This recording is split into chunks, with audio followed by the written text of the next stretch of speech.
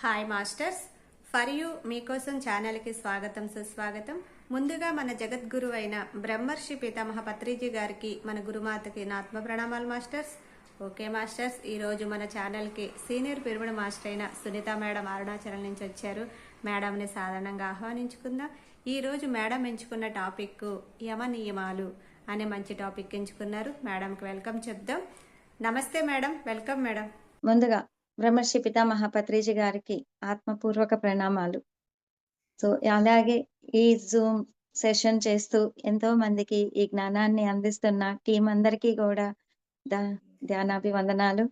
So అద్భుతంగా మన స్త్రీలందరూ కూడా మన సమయాన్ని చక్కగా ఉపయోగించుకుంటూ ఎంతో జ్ఞానాన్ని ప్రతిరోజు సాధన చేసుకుంటూ తీసుకుంటూ ఉన్నాము. సో దీనికి ఇంతమంది మాస్టర్స్ ముందుకొచ్చి వారి సమయాన్ని కేటాయించి ఇలాగా సేవ చేస్తున్నారు. వాళ్ళందరికీ కూడా నా కృతజ్ఞతలు. సో ఈరోజు టాపిక్ మనము యమ నియమాలు అని తీసుకున్నాము.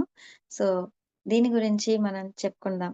అంతకన్నా ముందు నేను 20 సంవత్సరాలుగా ధ్యానంలోకి వచ్చాను. సో 20 సంవత్సరాల నుంచి ఈ సాధనలో ఉంటున్నాను. సో ఈ జీవితం చాలా అద్భుతంగా, చాలా ఆనందంగా ఉంటుంది. సో మనకి చుట్టుపక్కల ఏమీ మారకపోయినా కూడా ధ్యానానికి ముందు మనము ఎంతో బాధతో, దుఃఖంతో, ఎన్నో అనారోగ్యాలతో మనం బాధపడుతూ ఉంటాం. కానీ అదే పరిస్థితుల్లో, అదే వాతావరణంలో ధ్యానం తర్వాత మనం ఆరోగ్యంగా, ఆనందంగా, ప్రశాంతంగా జీవిస్తూ ఉంటాం. సో మన చుట్టూ ఏమీ మారదు. ఎక్కడ మారుతుంది అంటే మన లోపలే మార్పు అన్నది జరుగుతుందనమాట. కాబట్టి మనకి లభిస్తున్నాయి. సో మనం ఇవన్నీ కోరుకుంటూ ఆరోగ్యం కావాలి నాకు, క ఆనందం కావాలి, ప్రశాంతత కావాలి అని వీటి కోసం మనం బయటంతా వెతుకుతున్నాం. ఎన్నో చేస్తున్నాం. కానీ ఎక్కడా లభించంది మనం ఇంట్లో కూర్చొని మన కోసం మనం కొద్దిగా సమయాన్ని కేటాయించడం ద్వారా మనం ఏమైతే కోరుకుంటున్నామో జీవితంలో అవన్నీ కూడా మనము ఎక్స్‌పీరియన్స్ అవ్వగలుగుతున్నాం. ఎంజాయ్ చేయగలుగుతున్నాం. సో ఆహ్, ఈ యమ నియమాలు అన్నవి తెలుసుకునేకి ముందు పతంజలి యోగ సూత్రాలు అందులో మొట్టమొదటిగా పెట్టారు యమ నియమాలని పతంజలి గారు. ప్రతి ఒక్కరు కూడా మనకి వేదాలు గాని, పురాణాలు గాని, గీతలో గాని అక్కడ యాక్చువల్‌గా సత్యమే చెప్పారు. కానీ మనం చిన్నప్పటి నుంచి మనకు చెప్పిన వాళ్ళందరూ కూడా నేర్పించిందేందంటే మనం ధ్యాన సాధన చేయడానికి మనం ఎంతో ప్రిపేర్ అవ్వాలి.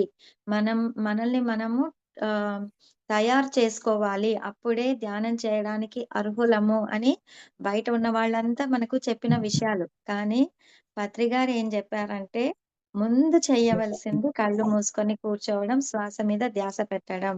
సాధనకి ముందు పీఠం వేశారు సారు.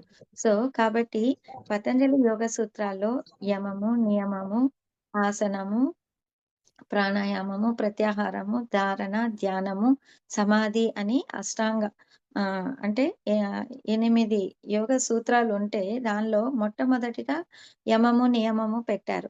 కానీ పత్రి గారు ఆసనం దగ్గర నుంచి స్టార్ట్ చేయాలి. యమము, నియమము ఆఖరిగా ఉంచాలి అని చెప్పారు. ఎందుకంటే ఇవి ఏంటి అంటే మనల్ని మనము సెల్ఫ్ డిసిప్లిన్‌గా ఉంచుకోవడము.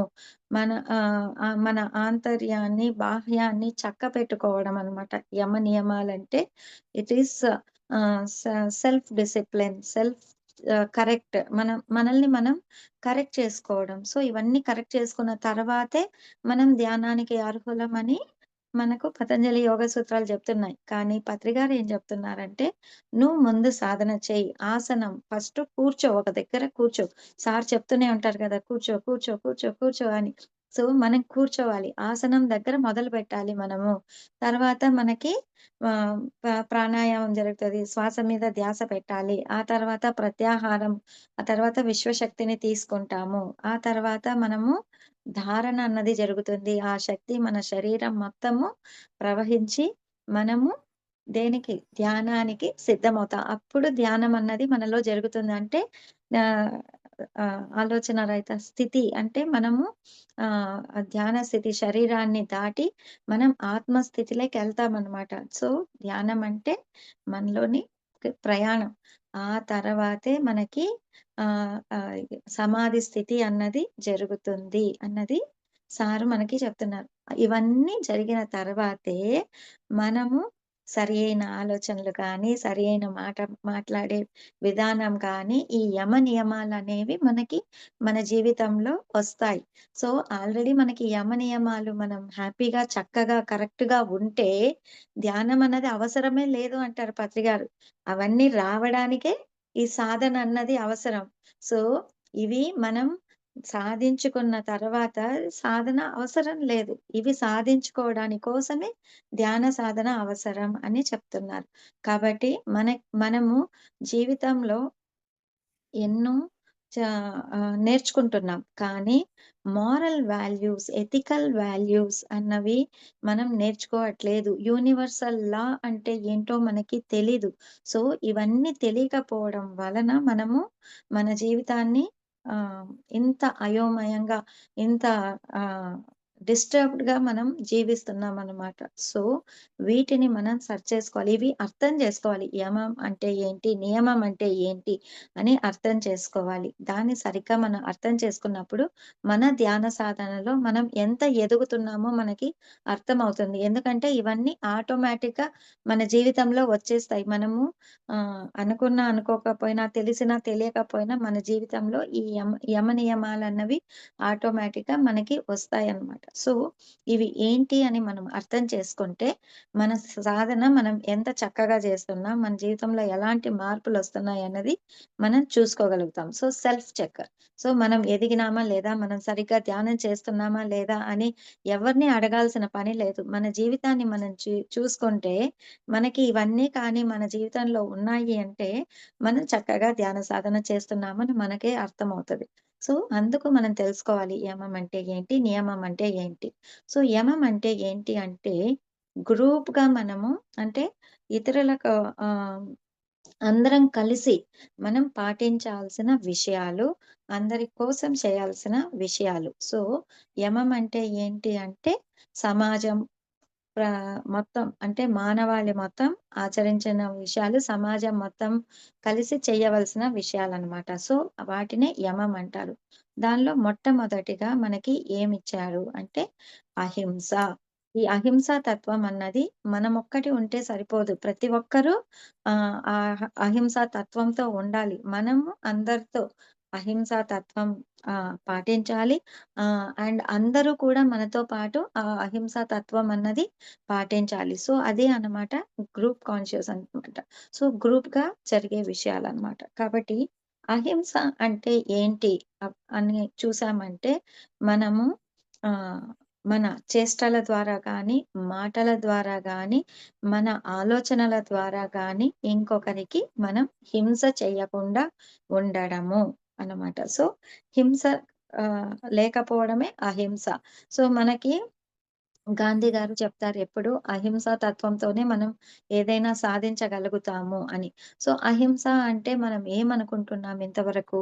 బయట ఎవరికీ హాని చేయకపోవడం. అంటే ఒక చెంప మీద కొడితే ఇంకొక చెంప చూపించాలి. ఎవరైనా మనకి హాని చేసినా కూడా మనం వాళ్ళకి హాని చేయకూడదు అని ఫస్ట్ స్టెప్ మనం అలా నేర్చుకుంటున్నాం. ఆ తర్వాత మనం ఏం నేర్చుకుంటున్నాం? ఎవ్వరు మనకు ఏమి హాని చెయ్యకపోయినా కూడా మనము ఇంకొకరికి హాని చెయ్యకూడదు. అంటే వాళ్ళు హాని చేసినా కూడా చేయకూడదు అని అంటున్నాం. కానీ మనకు తెలియకుండానే ఎవరు మనకి హాని చేయకపోయినా కూడా మనం హాని చేస్తుంటాం. ఎలా? మన మాటల ద్వారా ఇంకొకరిని నొప్పిస్తూ ఉంటాం. మన ఆలోచనలు ఇంకొకరి గురించి చెడుగా ఆలోచిస్తూ ఉంటాం. మన చేష్టలతో ఇంకొకరిని మనం నొప్పిస్తూ ఉంటాం. మనకు తెలియదు. తెలియకుండా జరుగుతూ ఉంటాయన్నమాట. సో, వాళ్ళ వల్ల మనకు ఏమి హాని జరగకపోయినా మనం ఇంకొకరికి మనం నొప్పిస్తూ ఉంటాం. సో, మనం ఎదగను ఇంకా అంటే మనం ఆహ్, ఆహ్, ఫిజికల్‌గా ప్రాపంచికంగా గానీ, ఆధ్యాత్మికంగా గానీ ఎదగడం ద్వారా ఒక్కొక్క స్టెప్‌గా మనం ముందుకెళ్తూ ఉంటామనమాట. సో, మనం ఎరుకలో ఉంటాం. సో, ఇంకొకరిని మనం ఏదైనా అనేటప్పుడు మనల్ని ఎవరైనా ఏమైనా అంటే, మనం ఎలా ఫీల్ అవుతామో, మనకెలా బాధ కలుగుతుందో, ఎలా దుఃఖమొస్తుందో, ఎలా నొప్పి అన్నది ఉంటుందో, అలాగా వాళ్ళకి కూడా ఉంటుంది. కాబట్టి మనము అలా వాళ్ళతో మాట్లాడకూడదు అని ఒక ఎరుక అన్నది వస్తుందనమాట. ఆ తర్వాత మనకి నెక్స్ట్ స్టెప్పు ఎలా అయితాం మానవాళికి మనం తెలిసో తెలియకో మనం హాని చెయ్యము.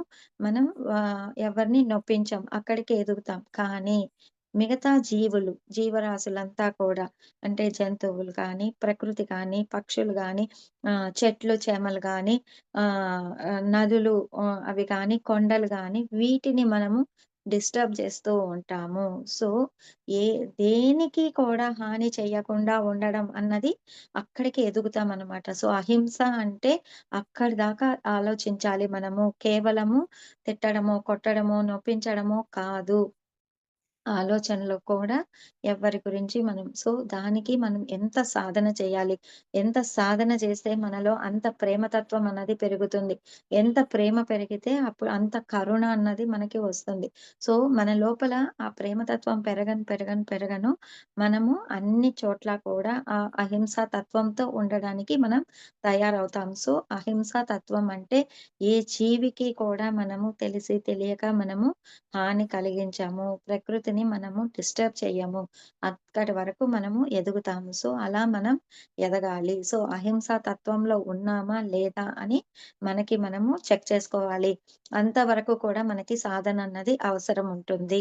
సో, ఈ అహింసా తత్వం మనలో ఉంది అంటే తర్వాత మనకి సాధనతో పని కూడా లేదనమాట. అలా మనము చెక్ చేసుకోవాలి. ఆ తర్వాత వచ్చేది ఏంటి అంటే సత్యము. ఫస్ట్‌ది యమం అనే దానిలో అహింస, తర్వాతది సత్యం. సో, సత్యము అంటే ఏంటి అంటే, ఎప్పుడు మనము ప్రతి విషయంలో కూడా ఒక సత్యం దాగుంటుంది. సో, పైకి కనిపించేది వేరు. మనకి అంతరార్థం అన్నది ఒకటుంటుంది. ఆ సత్యాన్ని మనం గ్రహించాలి. సో, సత్యమేవ జయతే అని. ఎక్కడైతే సత్యం ఉంటుందో అక్కడ మనకి జయం ఉంటది అని మనకి మన భారతదేశం యొక్క ఇది కూడా చెప్తోంది. సో, ఈ సత్యం అన్నది ఏంటి? ఎలా తెలుసుకోవాలి? దీన్ని మనం ఎలా అర్థం చేసుకోవాలి? మన జీవితంలో దాన్ని ఎలా ఆచరణలో పెట్టాలి అని మనం చూసుకోవాలి. సో, సత్యం అంటే ఏంటి అంటే కాలమాన పరిస్థితుల్లో మార్పు జరగనిదే సత్యము. సో, కాలానికి తగినట్లు మార్పు జరుగుతుంది అంటే అది సత్యము కాదు. అంటే ఈ శరీరము పుట్టినప్పటి నుంచి అది ఆహ్, ఆహ్ మార్పు చెందుతూ ఉంటుంది. చిన్న పిల్లవాళ్ళగా ఉంటాము. మనం ఎంతో ఎదుగుతాము. ఈరోజు వయసులో ఉంటాము. రేపు ముసలివాళ్ళమవుతాము. సో, ఇది మార్పు జరుగుతుంది. సో, ఇది సత్యం కాదు. సో, అది అసత్యం అనమాట. అంటే మార్పు జరుగుతుంది కాబట్టి. అలా మన వయసు, మార్పు జరుగుతుంది. అట్లా బాహ్యంగా మనం చూసేటివన్నీ కూడా మార్పు చెందుతూనే ఉంటాయి. కానీ ఏది సత్యము అంటే ఆత్మ. ఆత్మ ఎప్పటికీ ఉంది. మనం పుట్టక ముందు ఉంది. చచ్చిపోయిన తర్వాత ఉంది. సో, పుట్టిన తర్వాత పుట్టుకతో వచ్చే ఈ శరీరం కాదు. సో, మనం చావుతో పోయే ఈ శరీరం కాదు. మనము సత్యం అంటే ఏంటి? ఆత్మ. సో, మనం ఆత్మ స్వరూపులం అనేది మనం తెలుసుకోవాలి. సో, ఎప్పుడైతే మనం ఆత్మ స్థితిలో ఉంటామో అప్పుడే మన జీవితంలో మనం జయం పొందినట్టు. సో, మనం సాధించినట్టు. సో, ఇది ఎప్పుడైతే ఆత్మ అని తెలుస్తుందో మనకి, అప్పుడు మన ఆచరణలో మన ఆహ్, జీ దినచర్యలో ఎలాంటి మార్పొస్తుంది అంటే, మనము లోపల ఒకటే ఉంటాం, బయట ఒకటే ఉంటాం. అంటే లోపల ఏదైతే అనుకుంటున్నామో అదే మాట్లాడతాం, అదే మనం ఆచరణలో పెడతాము. లేకపోతే లోపల కోపం ఉంటుంది, బయట మనము ప్రేమ నటిస్తాం. సో, ఆ నటన అనేది ఉండదనమాట. సో, లోపల ఏదైతే ఉందో బయట కూడా అదే ఉంటుంది. ఆ స్థితి మనకొచ్చేంత వరకు కూడా మనం సత్యంలో లేనట్టే. సో, ఎప్పుడైతే మనం సత్యంలో ఉన్నాము అంటే అంత ఎదుగుతామో, ఆత్మస్థితులకి చేరుకుంటామో అప్పుడు లోపల బయట ఒకటే ఉంటుంది. సో, సారు మనకి తప్పు చేస్తే తప్పు అని చెప్తారు. చానా బోల్డ్‌గా. ఆయనెక్కడ భయపడరు. సో, ఎక్కడన్నా ఉన్ని ఒక ప్రైమ్ మినిస్టర్ ఉన్ని, చీఫ్ మినిస్టర్ ఉన్ని, లేకపోతే టాటా బిర్లా ఉన్ని, ఎవరైనా ఉన్ని, వాళ్ళతో నాకేంటి పని? నేను చెప్పే వాళ్ళు తప్పు అంటే తప్పు. సో, నువ్వు మాంసాహారం తింటున్నావు. నువ్వు కరెక్ట్ కాదు. సార్ ఒప్పుకోరు. వివేకానందని ఒప్పుకోరు. ఆయన జ్ఞానం యెస్ కరెక్ట్. కానీ ఆయన మాంసాహారాన్ని అంటే తప్పు అని చెప్పలేదు. కాబట్టి ఆయన కరెక్ట్ కాదు ఆ విషయంలో అని అంటారు. కాబట్టి ఆహ్, ఆహ్, ప వాళ్ళు ఎక్కడ కరెక్ట్ చెప్పారో అది కరెక్ట్ అంటారు. ఎక్కడ తప్పు చెప్పారో అక్కడ తప్పు అని అంటారనమాట. అలా మనము లోపల ఏదైతే అనుకుంటామో సో, మా ఇంటికొచ్చారనుకోండి సారు మా మాతో ఎందుకంటే తమిళనాడులో మేమున్నాము.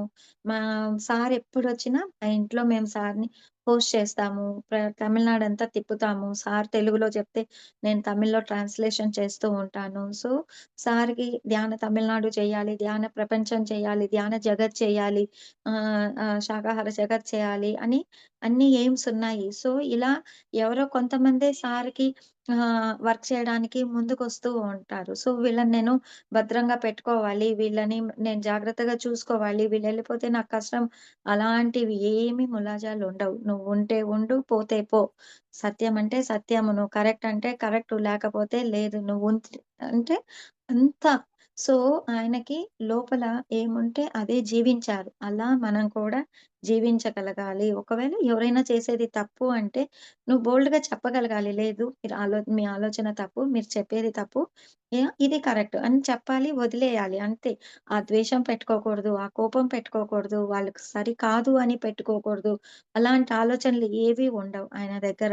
చెప్పేటప్పుడు చెప్తారు. మళ్ళీ వెంటనే దగ్గరికి తీస్తారు. సో, ఆ ప్రేమతత్వం ఎప్పుడైతే మనలో పెరుగుతుందో, ఆ సత్యంతో మనం జీవించగలుగుతాము.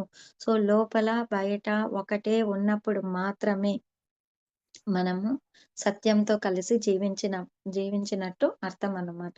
సో, ఆత్మస్థితిలో జీవించినప్పుడు ఆటోమేటిక్‌గా మనకివన్నీ వస్తాయి. సో, మనం అనుకున్నంత మాత్రాన మార్పు జరిగిపోదు. లోపల ఎంతో మార్పు జరగాలి. ఆ జరగాలి అంటే సాధన అవసరం. నువ్వు సత్యమే మాట్లాడు అని మనము చెప్తూ ఉంటాం. కానీ అది ఆహ్, చెయ్యలేకపోతారు. ఎందుకంటే ఆ ఎనర్జీ సరిపోదు. తగినంత ఎనర్జీ కావాలి. మనం తీసుకోవాలి. ఆ తర్వాతే మన అండర్‌స్టాండింగ్ మారాలి. అప్పుడే మార్పు అన్నది జరుగుతుంది. అందుకే సారు ఇవన్నీ చేసే లోపల జీవిత కాలమే అయిపోతది. జన్మ జన్మలు ఎత్తేస్తూ ఉంటామనమాట. మనం యమ నియమాలు పాటించే లోపల జన్మ ఆహ్, ఈ ఆహ్, జన్ జ జన్మలు జన్మలు అయిపోతూ ఉంటది. కాబట్టి సాధన అన్నది అవసరము అని చెప్తూ ఉంటారనమాట. సో, అహింస గురించి తెలుసుకున్నాం. సత్యం గురించి తెలుసుకున్నాం. ఆ తర్వాత అస్తేయము. అస్తేయము అంటే దొంగతనము, దొంగిలించడము. సో, మనము ఇంకొకరి వస్తువుల మీద ఆశపడడము.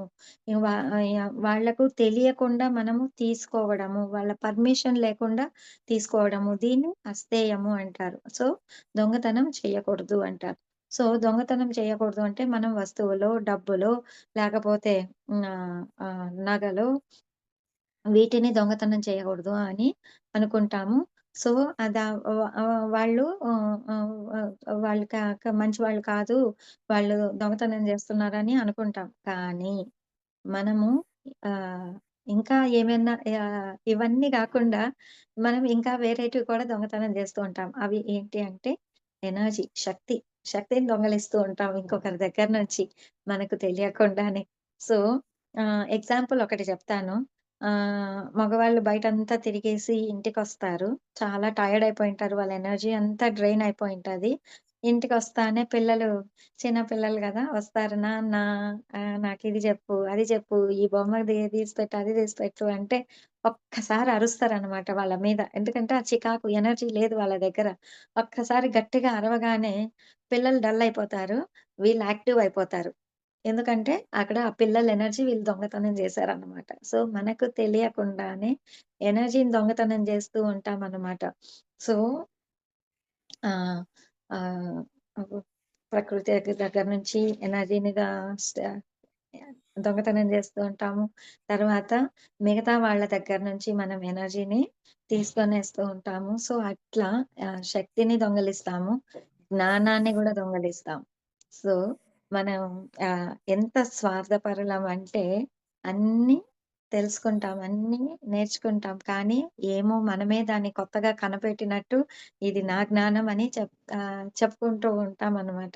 సో, కృతజ్ఞత భావం ఉండదు. ఆ! గా వీరి ద్వారా నేనిది నేర్చుకున్నాను అన్న ఒక ఇది ఉండదు. సో, నేనే రీసెర్చ్ చేసి, నేనే కనుక్కొని, నేనే కనిపెట్టి ఇది నా సొంత జ్ఞానం అన్నట్టు చాలామంది చేస్తూ ఉంటారు. అవన్నీ కూడా తప్పనమాట. సో, మనము పత్రిగారైతే వీరి ద్వారా తెలుసుకున్నాను. ఈ బుక్కులో ఇది రాసారు. ఈ మహానుభావుడు ఇది చెప్పాడు అని చెప్తూ ఉంటారు. వాళ్ళెంత గొప్ప మాస్టర్సు వాళ్ళ దగ్గర మనం ఇది నేర్చుకోవాలి. ప్రతి ఒక్కరి దగ్గర నేర్చుకోమంటారు సారు. సో, అలాగా మనము ఆహ్, డబ్బుని ఆహ్, వస్తువుల్ని మాత్రమే కాదు, మనం శక్తిని, జ్ఞానాన్ని కూడా దొంగతనం చేస్తూ ఉంటాం. అలా కాకుండా మనం యెస్. మనం నేర్చుకోవాలి. కృతజ్ఞతా భావం ఉండాలి. సో, అప్పుడు అది మనం ఆహ్, కృతజ్ఞతా భావంతో మనం చేసినప్పుడు వాళ్ళ దగ్గర నుంచి అందరి దగ్గర నుంచి నేర్చుకోవాలి. నేర్చుకొని మన జీవితంలో మనం దాన్ని ఆచరణలో పెట్టాలి కరెక్ట్. కానీ ఆ కృతజ్ఞతా భావం అన్నది ఎప్పటికీ ఉండాలి. సో, అలా మనము మన సాధన ద్వారా మనం శక్తిని తీసుకోవాలి. సో, మన ఇతరుల నుంచి శక్తిని కోరుకోకూడదు. సో, మనకి కావాల్సినంత శక్తిని తీసుకొని ఇతరులకి పంచేంత శక్తిని మనం తీసుకోవాలి. సో, మనం శివుడిని చూస్తే ఆకాశగంగా ఎప్పుడు పొర్లిపోతూనే ఉంటది. ఆకాశగంగా అంటేనే విశ్వశక్తి. సో, ఆయన, ఆయన కోసం చెయ్యట్లేదు. ఈ ప్రపంచం కోసం చేస్తున్నాడు. అంత ఆహ్, ఆహ్, ఈ భూమండ ఈ విశ్వానికే ఆయన పంచుతున్నాడు. విశ్వశక్తిని. అలా మనం సాధన చేసి, మన సాధన ద్వారా మనకి సరిపోయేంత శక్తిని మాత్రమే కాకుండా, మిగతా ప్ర ప్రకృతికి కూడా ఇవ్వడానికి కావలసినంత శక్తిని మనం ఎప్పుడూ తీసుకుంటూనే ఉండాలి. అలా మనం శక్తిని తీసుకున్నప్పుడు ఇతరుల దగ్గర నుంచి ఆశించము. సో, అప్పుడు అది సరి అయిన సాధననమాట. కాబట్టి అలా మనము తయారవ్వాలి. ఆ తర్వాత బ్రహ్మచర్యం. సో, తర్వాత వచ్చేది యాహ్! ఈ యమం అనే దీనిలో బ్రహ్మచర్యం అన్నమాట. బ్రహ్మచర్యం అంటే చాలామంది ఏమనుకుంటారంటే, సంసారానికి దూరం అవ్వడము, కోరికలు లేకుండా జీవించడము అని అనుకుంటారు. కాదు. సో, అది బ్రహ్మచర్యం కాదు. అతిగా ఆశించకుండా ఉండడం. సో, అతి అన్నది అతి సర్వత్ర వర్జయేత్ అని అంటారు. సో, అతి అన్నది ఎప్పుడూ కరెక్ట్ కాదు. సరి అయిన మోతాదులో భగవద్గీతలో గూడా ఏం జెప్పారు? యుక్తాహార, యుక్త విహార, యుక్త స్వప్నస్య అని చెప్పారు. అంటే అన్నీ సరి అయిన మోతాదులో ఉండాలి. మధ్య మార్గంలో ఉండాలి. ఏది అతిగా ఉండకూడదు. ఆహారం గాని, విహారం గాని, స్వప్నం గాని. స్వప్నం అంటే నిద్ర. సారీ అండి.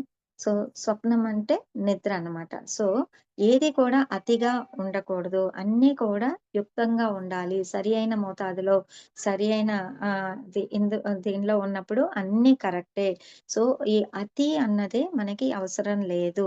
సో, పత్రి గారు అందుకే చెప్తారు సంసారంలోనే నిర్వాణం అన్నది దొరుకుతుంది. కాబట్టి సంసారంలో ఉండాలి. సో, కా కామ, క్రోధ, మోహ, మద, మాత్సర్యాలు అని అంటాం గదా!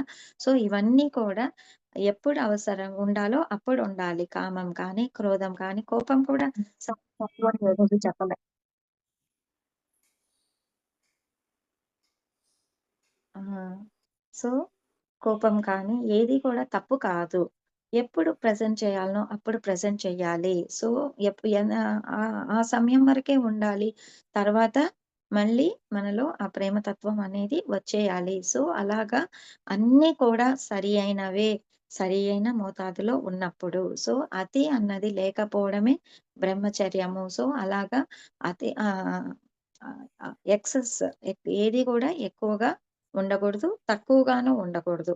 సో, ఆహ్, ఆహ్, మనకి ఎప్పుడో ఒకసారి ఫాస్టింగ్ అయితే ఓకే. కానీ, మనము అసలు ఏమి తినకుండా మన శరీరాన్ని బక్కచిక్కిపోయి సో, బుద్ధుడు అలాగా నిగ్రహంగా ఉండి ఏదో సాధించాలనుకున్నాడు. కానీ, ఆయన శరీరాన్నే వదిలేయాల్సిన పరిస్థితొచ్చింది. అప్పుడు ఎవరో ఒక ఆవిడొచ్చి, "నువ్వు శరీరమే లేకపోతే నువ్వు ఎలా నీ ప్రశ్నలకి సమాధానాలు కనుక్కుంటావు?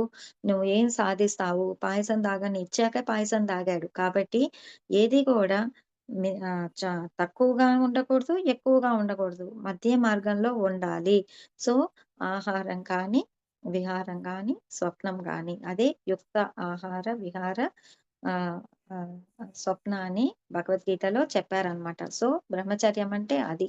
సో, మనకి వేదాంతం ఏం చెప్తదంటే వైరాగ్యం ఉండాలి అంటారు.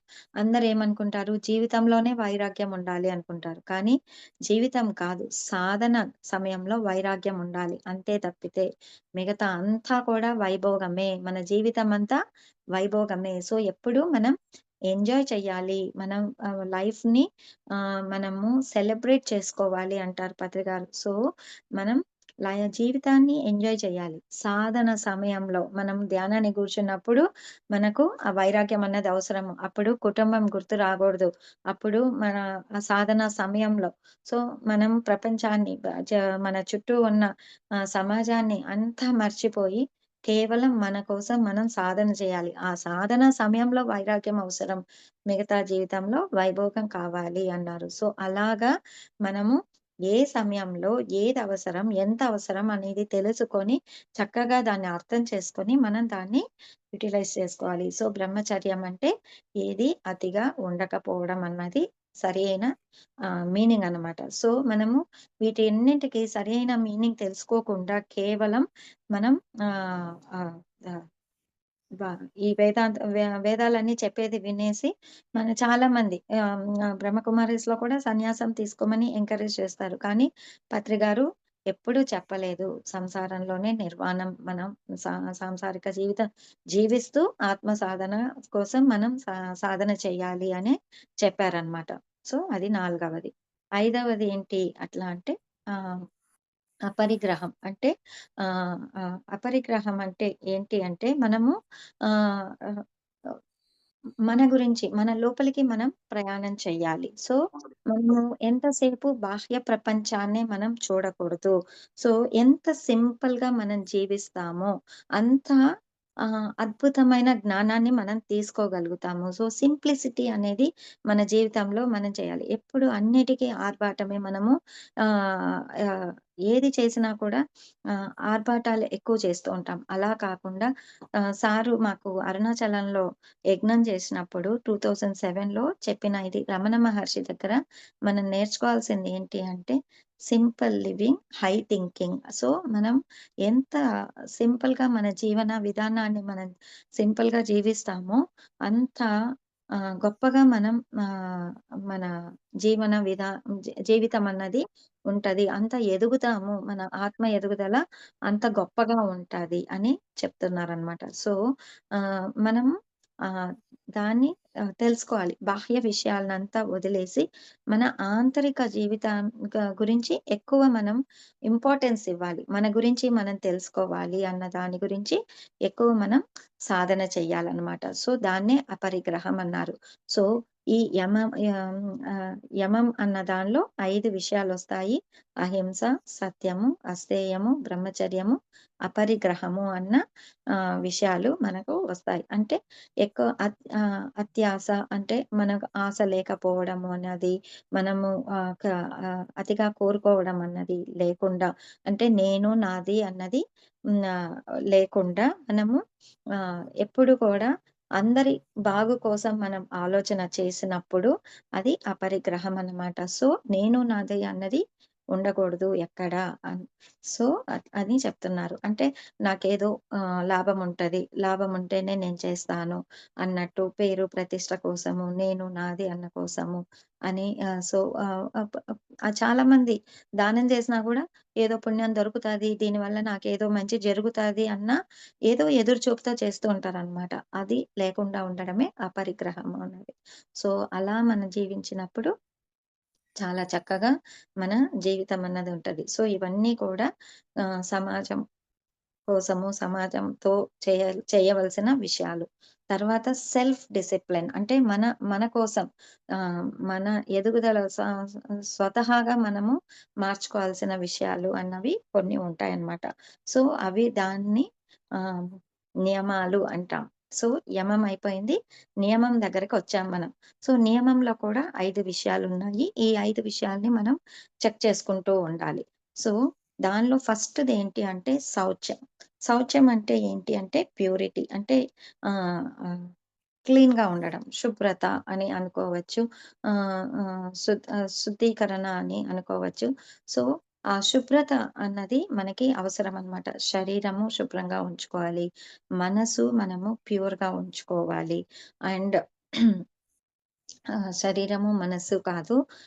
ఆత్మని కూడా మనం యాక్చువల్‌గా ప్యూర్‌గా ఉంచుకోవాలి. అంటే ఎన్నో బరువులు ఆత్మ ఎంత ప్యూర్‌గా తెల్ల కాగితంలాగా ప్లెయిన్‌గా వస్తుంది భూమి పైకొచ్చేటప్పుడు. కానీ మనము ఈ బంధాలు, బాంధవ్యాలు, ఈ నేను, నాది అన్న విషయాలు అన్నీ యాడ్ చేసుకొని దాన్ని బరువు చేసేస్తూ ఉంటామనమాట. సో, అలాగా మనము ప్రతి దాన్ని గూడా ప్యూర్‌గా ఉంచుకోవాలి. సో, మెయిన్‌గా బాడీ, మైండ్ అన్నవి మన మాట అన్నది అన్నీ కూడా ప్యూర్‌గా ఉండాలనమాట. సో, ఇవన్నీ ప్యూర్‌గా ఉన్నప్పుడు మనకి ప్యూర్‌గా ఉండాలి అంటే ఏంటి అంటే, మన లోపల శుద్ధి జరగాలి.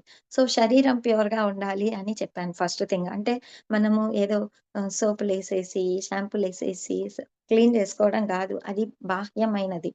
లోపల ఎటువంటి రోగాలు లేకుండా ఎటువంటి అనారోగ్యం లేకుండా మనము బాడీని క్లీన్‌గా పెట్టుకోవాలి. శరీరానికి సంబంధించింది అనారోగ్యం కానీ అవన్నీ గూడా సో, అలా మనం ఆరోగ్యంగా ఉండాలి అంటే ఏంటి ధ్యాన సాధన. మళ్ళీ ధ్యాన సాధనే అక్కడ ఇంపార్టెంట్ అన్నమాట. ధ్యానం చేయడం ద్వారానే మనము పరిపూర్ణమైన ఆరోగ్యవంతులుగా అవుతున్నాం. సో, పరిపూర్ణమైన ఆరోగ్యము అంటే ఏంటి అంటే శారీరకంగా, మానసికంగా, సామాజికంగా, ఆధ్యాత్మికంగా మనము ఆరోగ్యంగా ఉండాలి అన్నది అర్థమనమాట. సో, మనము శరీరాన్ని మాత్రమే క్లీన్‌గా పెట్టుకుంటే సరిపోదు. మనసును కూడా క్లీన్‌గా పెట్టుకోవాలి.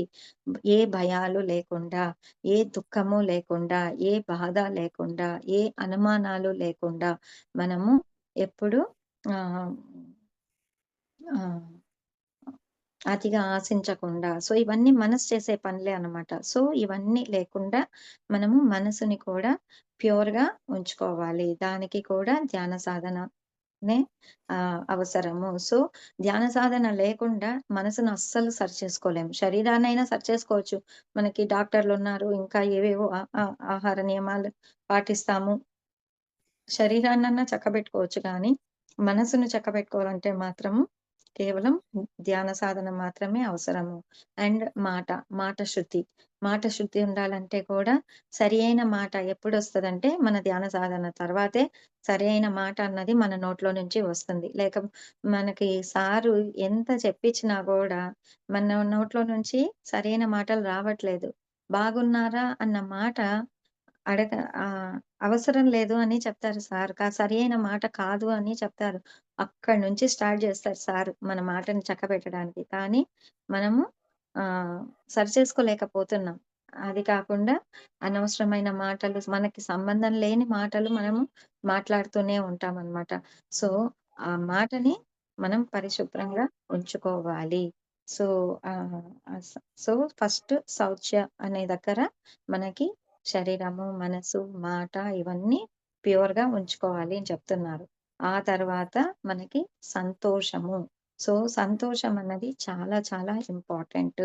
సో, మనము ఏదో ఒకటి ఉంటే అంటే నాకు ఈ జాబొస్తే నాకు సంతోషము. ఆరోగ్యంగా ఉంటే సంతోషము. నా పిల్లవాడు బాగుంటే నాకు సంతోషము.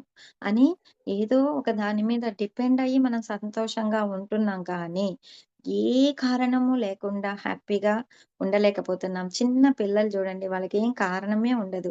ఎప్పుడు నవ్వుతూనే ఉంటారు. ఎప్పుడు ఎంజాయ్ చేస్తూనే ఉంటారు. వాళ్ళకి కారణాలు ఎతుక్కోరు. నేను నవ్వడానికి అని, హ్యాపీగా ఉండడానికి అని. అలా మనం తయారవ్వాలి. సో, ఎప్పుడైతే మనము హ్యాపీగా ఉండగలుగుతాము. ఏమున్నా లేకపోయినా, ఎవరున్నా లేకపోయినా మనం హ్యాపీగా ఉండగలగాలి. అది ఎప్పుడు సాధ్యమవుతదంటే, మనకి లోపల ఆ సంతోషం అన్నది, ఆనందం అన్నది కలిగినప్పుడు, అప్పుడు బయట విషయాల పైన డిపెండ్ లేకుండా మనం హ్యాపీగా ఉంటాం. సో, ధ్యానం చేసేవాళ్ళు చూస్తే, వాళ్ళ మొహం చూస్తేనే ఒక కళ కనిపిస్తది. ఒక తేజస్సు కనిపిస్తది. ఎందుకంటే, వాళ్ళ లోపల ఆ హ్యాపీనెస్ వాళ్ళు అచీవ్ చేశారు కాబట్టి. సో, అందుకు మనం ఆహ్, లో అంతర్ ఆనందం అన్నది చాలా చాలా అవసరం అన్నమాట. దాన్ని మనం సాధించాలి. సో, శౌచము, సంతోషము అయ్యింది. సో, ఆ నెక్స్టు తపస్సు. సో, తపస్సు అంటే ఏంటి అంటే ఆహ్ ఒకదాన్ని కోరుకొని సాధించడం. అంటే రిపీటెడ్‌గా ప్రాక్టీస్ చెయ్యడం. సో, రిపీటెడ్‌గా ఏం ప్రాక్టీస్ చెయ్యాలి అంటే, మన పంచేంద్రియాల్ని మనం ట్రైన్ చెయ్యాలి. దేనికి ట్రైన్ చెయ్యాలి? స కళ్ళకు సత్యమే చూడాలి అనేది ట్రైన్ చెయ్యాలి. చెవులకి సత్యమే వినాలి అనేది ట్రైన్ చేయాలి. మనకి 3 కోతులు చూపిస్తారు.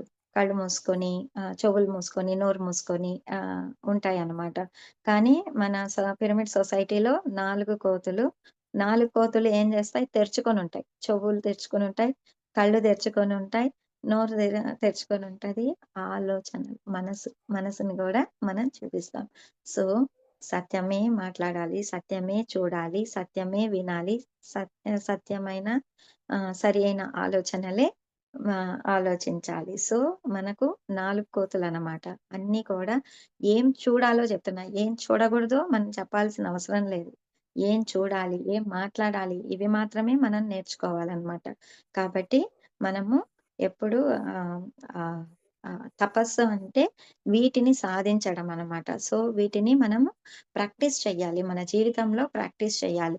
అది రెగ్యులర్ ప్రాక్టీస్ చేయడాన్నే తపస్సు అని అంటారనమాట. ఆ సాధననే తపస్సు అంటారు. సో, మనం ఒంటి కాళ్ళ మీద కూర్చోనవసరం లేదు. మనము ఇల్లు, వాకిలి వదిలేసి ఏ కొండ అడవులకో వెళ్ళాల్సిన అవసరం లేదు. మన నిత్య జీవితంలో సాధన చెయ్యాలి. మనకు తెలియకుండానే సరికాని మాటలొస్తాయి. మనకు తెలియకుండానే ఆలోచనలు పరిపరి విధాల పరిగెడుతూ ఉంటది. కానీ వెంటనే ఎరుకలేకొచ్చి ఇలా ఆలోచించకూడదు, ఇలా మాట్లాడకూడదు. ఈ ఈ మాటలన్నీ అనవసరమైన మాటలన్నీ విననవసరం లేదు. నాకొద్దు. వీళ్ళు సరి అయిన మాటలు మాట్లాడట్లేదు అని మనం దూరం అయిపోవాలి. అలా మనకి మనము ట్రైన్ చేసుకుంటూ ఉండాలి. అప్పుడు మనకి ధ్యానం బాగా కుదురుతుంది. అక్కర్లేని అమ్మలక్కల మాటలన్నీ వింటూ, ఈ సీరియల్స్ అన్నీ జూస్తూ మనకున్న కష్టాలు, ఇవన్నీ చాలకుండా అక్కడ ఏమేమొస్తున్నాయి అవన్నీ బుర్రలోకేసుకొని ధ్యానం కుదరలే అంటే ఎలా కుదురుతది ధ్యానము? సో, మనము వాటన్నింటిని చక్కబెట్టుకుంటూ రావాలి. సాధన చెయ్యాలి. సో, అనవసరమైన మాటలు వినగూడదు. అనవసరమైన మాటలు మాట్లాడగూడదు. అట్లా మనం సాధన చేసినప్పుడు, దాన్ని మనం ప్రాక్టీస్ చేసినప్పుడు మనకి ధ్యానం బాగా కుదురుతది. ధ్యానం బాగా కుదిరినప్పుడు ఇవి గూడా తగ్గుతూ వస్తాయి. సో, 2 ఒకదానికొకటి సపోర్ట్ జేస్తూ ఎళ్తాయన్నమాట అవి. కాబట్టి మనము సాధనతో పాటు ఇవన్నీ కూడా తెలుసుకోవాలి. ఆ తర్వాత స్వా స్వాధ్యాయం. స్వాధ్యాయం అంటే మన గురించి మనం తెలుసుకోవడం. మనలోకి మనం ప్రయాణం చేయడం. సో, ఇది మనకు దీనికి సారు మనకి బుక్స్ అనేటివి ఒక టూల్ లాగా ఇచ్చారు. సో, కానీ ఆ టూల్స్ వల్ల బుక్స్ వల్ల ఏం తెలుసుకుంటామంటే మనల్ని మనం అర్థం చేసుకుంటాం. ఇక్కడ స్వాధ్యాయం అంటే మనల్ని మనం అర్థం చేసుకోవడం. మన గురించి మనం తెలుసుకోవడం అన్నమాట. సో, వాటికి బయట ఇవన్నీ గూడా మనకి హెల్ప్ చేస్తాయి. సో, ఎప్పుడైతే మన గురించి మనం తెలుసుకుంటామో, అప్పుడే మనం దాన్ని సరిచేసుకోగలుగుతాం. ఎవరో చెప్పారనుకోండి, మనం ఒప్పుకోం. "నువ్వు తప్పు చేస్తున్నావు. నువ్వు సరిగ్గా మాట్లాడట్లేదు. నువ్వు సరిగ్గా ఆలోచించట్లేదు. నువ్వు చేసేది పని తప్పు" అని ఎవరైనా జెప్తే ఒప్పుకుంటామా మనకి? మన అహం అస్సలు ఒప్పుకోదు. కానీ ఎప్పుడైతే మనకు మనమే తెలుసుకుంటామో, నిన్ను నువ్వు చెక్ చేసుకుంటూ ఉంటావో, నీ గురించి నువ్వు తెలుసుకుంటూ ఉంటావో, అప్పుడు మాత్రమే నిన్ను నువ్వు మార్చుకోగలుగుతావు. సో, నీలో మార్పన్నది స్టార్ట్ అవుతది. అలా స్వాధ్యాయం అన్నది మనం చేయాలి. మన గురించి మనం ఎంతో తెలుసుకోవాల్సుంది. మనము ప్రపంచాన్ని తెలుసుకోవాలి అని పరిగెడుతూ ఉంటాం. టూర్స్ ఎళ్తూ ఉంటారు. యాత్రలకెళ్తూ ఉంటారు.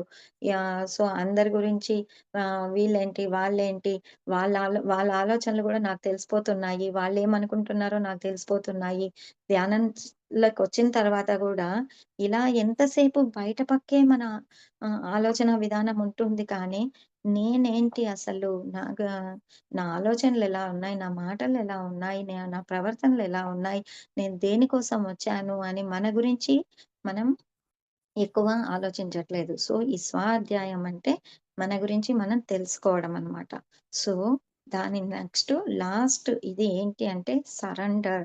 సో, మనల్ని మనం అర్పించుకోవడం. సో, ఎప్పుడైతే ఆ సరెండర్‌నెస్‌లోకి ఏమి తెలీదనుకోండి మనకసలు ఏ మాత్రము అసలు నాలెడ్జ్ లేదు. మనకు తెలీదు. చానా మూర్ఖపు స్థితిలో ఉన్నా గూడా దేవుడా! నువ్వే దిక్కు అని సరెండర్ అయిపోయినామనుకో నాకేమీ తెలీదు అని అట్లా సరెండర్ అయిపోయామనుకోండి, ఖచ్చితంగా మనం బాగుంటాం. మన జీవితం బాగుంటది. ఆ సరెండర్‌నెస్ అనేది చాలా ఇంపార్టెంట్. ఈ దీని గురించి మనం తెలుసుకోవాలంటే ఆ సరెండర్ ఎక్స్‌పెరిమెంట్ అని ఒక బుక్ ఉంది. ఆ బుక్ చదివితే మనకు తెలుస్తది అసలు సరెండర్‌నెస్ అంటే ఏంటి? ఎలా సరెండర్ అవ్వాలి? ఆ సరెండర్ అవ్వడం వల్ల మనము ఆహ్, మ య ఎలా మనం ఎదుగుతాము? మనం మార్పు జరుగుతది అని. సరెండర్‌నెస్ అంటే ఏమీ లేదండి. మన పరిస్థితి ఏముంటే దానికి మనం సరెండర్ అవ్వపోవడం. నాకెందుకొచ్చిందిది? రాకూడదు గదా! వాళ్ళు అన్నీ బాగవుతాయి అన్నారు గదా! అని దాన్ని మనం వెనకాల హోంవర్క్ చేసేస్తూ ఉంటాము. So, okay. ఇది నేను ఎక్స్‌పీరియన్స్ చేయాల్సి ఉందిప్పుడు. దీన్ని నేను ఎక్స్‌పీరియన్స్ అవుతాను. ఓకే. ఏమైంది? నొప్పే కదా!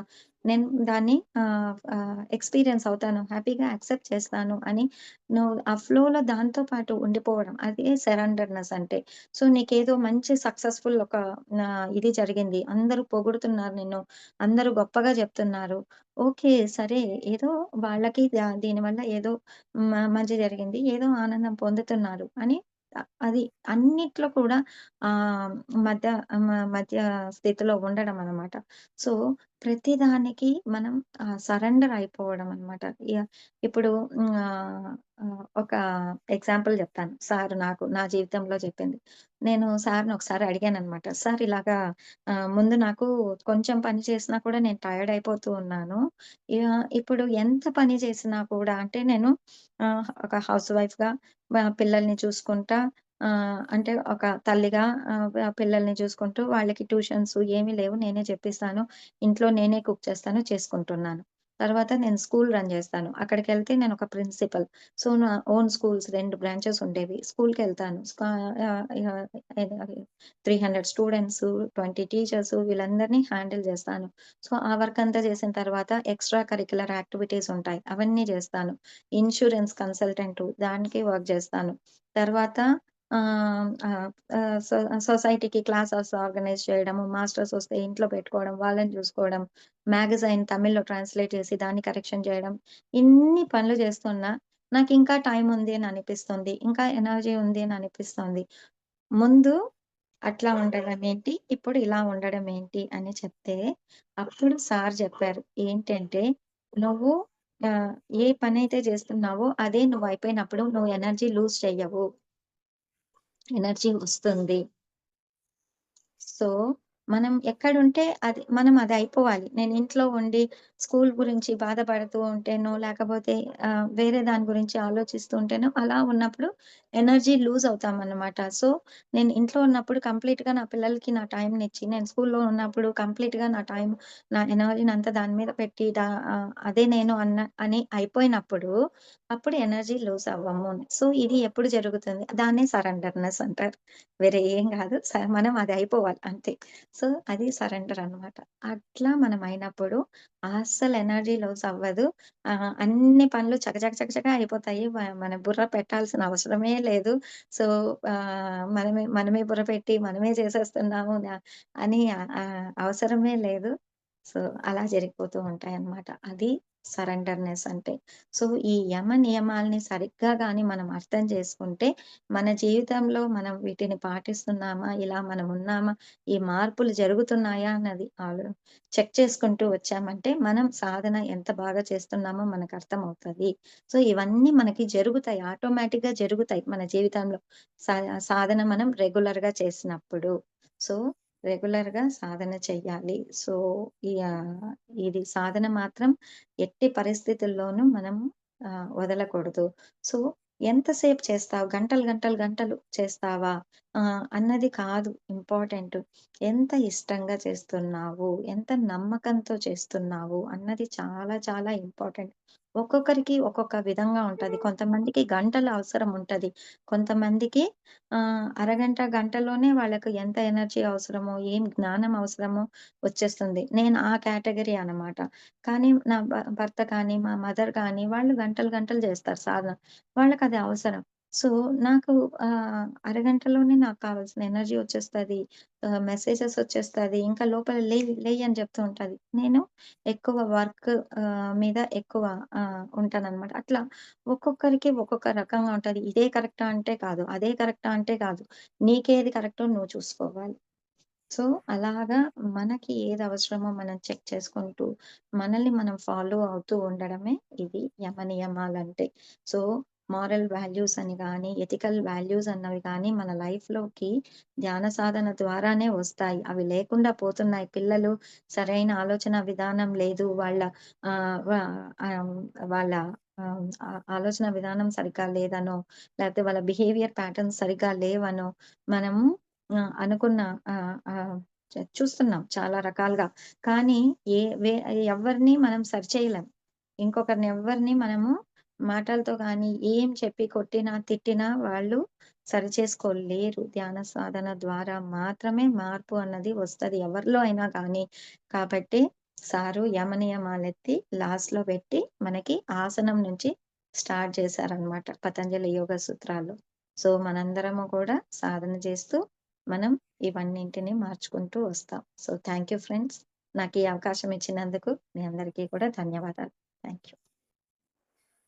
Thank you madam. Thank you so much madam. For you మీకోసం ఛానల్కి వచ్చి ఎంతో గొప్ప ఆత్మజ్ఞానాన్ని అందించారు మేడం. Thank you madam. ఒక్క విషయం. ఇందులో మనము ఫస్ట్ చెప్పుకున్నాం గదా! ఈ అహింసా తత్వం అని కానీ, ఈ అస్థేయం అని కానీ. సో, ఈ అస్థేయం అంటే ఈ దొంగిలించడం అని. అంటే బలవంతంగా తీసుకోవడం అని అట్లాంటివి మనము ఆహ్, 12 ఇయర్స్ మనము కంటిన్యూయస్‌గా మనం ఆ స్థితిలో కానీ ఉండగలిగితే ముందు కాలంలో చెప్తూ ఉన్నారు కదా! లంక బిందెలు దొరుకుతాయి. అని సో, అట్లాంటివి మనకు మన దొరుకుతాయంట. పన్ 12 సంవత్సరాలు మనము ఆ తత్వంతో గాని జీవించగలిగితే. సో, అలా ఆహ్, సో, వా కొంతమందికే ఉంటది ఆ ఇవంతా. అంటే వాళ్ళు అంత పరిపూర్ణంగా జీవించారు అనేది అర్థం చేసుకోవాలి మనం. సో, అలాంటి పవర్స్ దొరుకుతాయి మనకి ఎక్స్‌ట్రా పవర్స్ కానీ, సిద్ధులు అన్నవి కానీ అట్లాంటివన్నీ లభిస్తాయన్నమాట. ఈ ఒకటొకటి గాని మనం పాటించగలిగితే. అహింస తత్వంని మనం పాటిస్తే ఆ జీవులంతా కూడా మనతో ఫ్రెండ్‌షిప్ చేస్తాయి.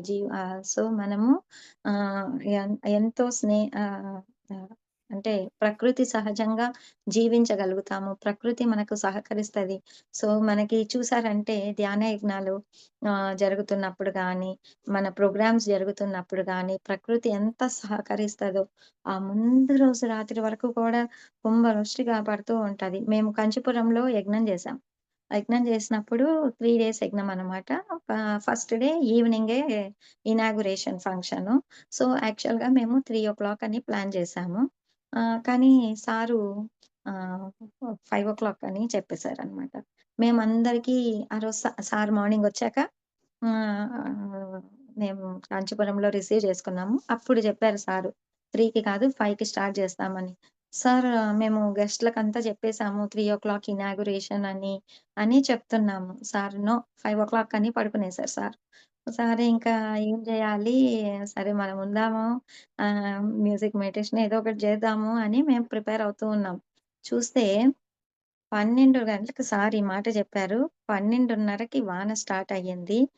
5 గంటల వరకండి. నాన్ స్టాప్‌గా పడింది. వర్షం పడింది. అస్సలు 5 గంటలకు ఆగిపోయింది. స్టేజ్ అంతా అరేంజ్ చేసినాము. చీఫ్ గెస్ట్‌లొచ్చినారు. 5 గంటలకు ప్రోగ్రామ్ స్టార్ట్ అయింది. సో, అసలు వ వర్షం ఆచూకీ గూడా లేదండి. అంత ఎండ గాస్తా ఉన్నింది. ఆ వర్షం ఎందుకొచ్చిందో తెలీదు. ఆయనెందుకు 5 గంటలకని జెప్పాడో తెలీదు. సో, ఆహ్, ప్రకృ ప్రకృతి మనకి అంత సహకరిస్తుంది. అంత సహకరిస్తుంది. ఆ 3 డేసు అంత అద్భుతంగా ప్రోగ్రామ్ జరిగింది. అలాగా ప్రతి యజ్ఞం ఏ ప్రోగ్రామ్ ఎత్తుకో మనము వర్షాకాలంలో పెడుతున్నాము, మనం బయట ఔట్‌డోర్‌లో జేస్తున్నాము అని అనుకుంటాము. కానీ ఏమి జేయదు. మనం ట్రెక్కింగ్‌లకెళ్తాం కదా! ట్రెక్కింగ్‌లకెళ్తే మన బ్యాగులన్నీ మోసుకొని పోయి ఎక్కినప్పుడు ప్రతి ట్రెక్కింగ్‌లో వర్షం పడుంటది. సో, మనం తడిచిపోతాం. మనం మోసుకోపోయిన బ్యాగులు తడిచిపోతాయి. మొత్తము ఆ 3 రోజులు బయట ఎండలో ఎండుతా, వానలో తడుస్తా అలా ఉంటే కూడా ఒక్కరికి గూడా జలుబు రాదు. ఏమీ రాదు. సో, ఎందుకంటే ఆ ప్రకృతి సహజంగా మనం జీవిస్తున్నాం గాబట్టి. అలా మనము ప్రకృతితో ఏకమైపోతాం. అహింసా తత్వంని మనం పాటించినప్పుడు ప్రకృతి మనకంత సహకరిస్తుంది. సో, ఇలాగా ఒక్కొక్కటి కూడా మనం మనలో ఎన్నో హ్మ్, ఇది మనం ఆహ్, ఎంజాయ్ చేయగలుగుతాం. ఫీల్ చేయగలుగుతాం. Thank you. Thank you madam. Thank you so much madam. For you మీకోసం ఛానల్కి వచ్చి ఎంతో గొప్ప ఆత్మజ్ఞానాన్ని అందించారు మేడం. Thank you madam.